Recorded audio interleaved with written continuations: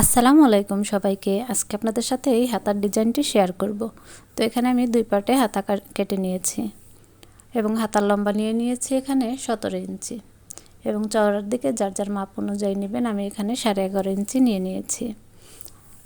তো এখানে আমি নিচের পার্টের জন্য কাপড় নিয়ে নিয়েছি 3 ইঞ্চি এবং হাতার যতটুকু লম্বা ততটুকুই লম্বা কেটে নিয়েছি আমি। তো এবার আমি আর মাঝখানে আরেকটি ভাঁজ দিয়ে নিচ্ছি।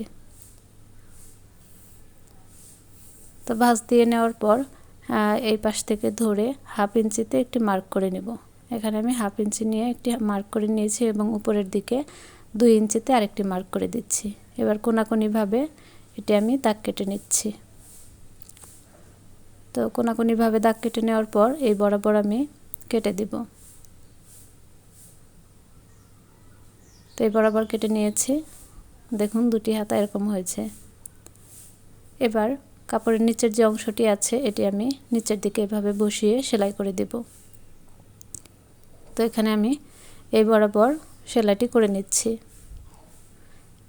এবং ঘুরিয়ে উপরের দিকে উঠিয়ে আবার ঘুরিয়ে নিচের দিকে নামিয়ে সেলাইটি করে নেব। তো সেলাই করা শেষ হয়ে গিয়েছে এবং এই অংশটি আমি এভাবে কেটে এবং এখানে ছোট ছোট করে কেটে দেব যাতে আমার উল্টিয়ে নিতে অসুবিধা না হয়। তো এবার আমি হাতাটি উল্টিয়ে নিচ্ছি।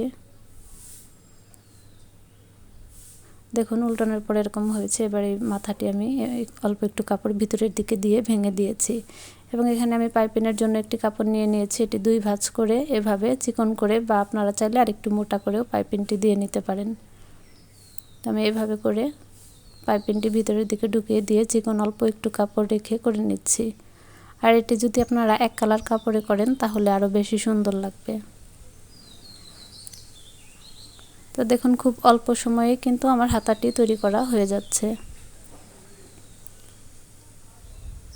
তো এভাবে আমি অপর হাতাটিও একইভাবে করে নিয়েছি। তো দেখুন কত সুন্দর হয়েছে। আপনারাও এভাবে করে নিতে পারেন। আল্লাহ হাফেজ সবাইকে।